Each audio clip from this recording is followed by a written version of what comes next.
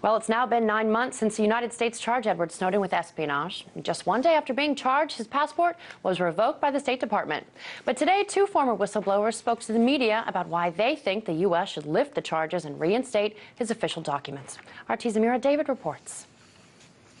Well, today, civil liberties advocates came together at the National Press Club to call for a change in the U.S. government's stance towards former NSA government contractor Edward Snowden. If you see something, say something.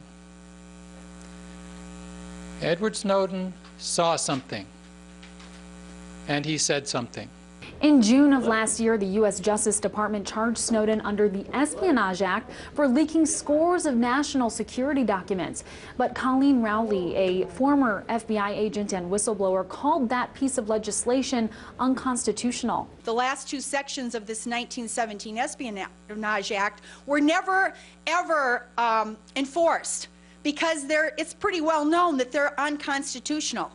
They were never enforced after Ellsberg. Very rarely were they ever even attempted to be used, even in true leak cases. Now they're using it to keep the truth from coming out. Just one day after being charged with espionage, Snowden's passport was revoked by the State Department.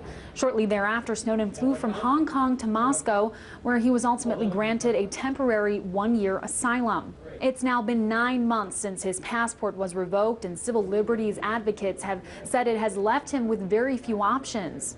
The U.S. government was directly complicit and responsible by confiscating and revoking Edward Snowden's passport for having him be stuck in the airport in Moscow and be left with no other option. Now, it is true, to be fair, that Snowden did have another option.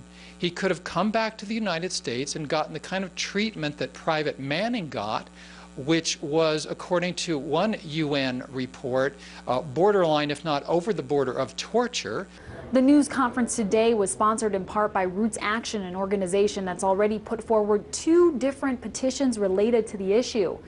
One petition, which now has over 64,000 signatures, calls on Secretary John Kerry to reinstate Snowden's passport. And the other petition calls on the government to fully respect his legal right to seek political asylum.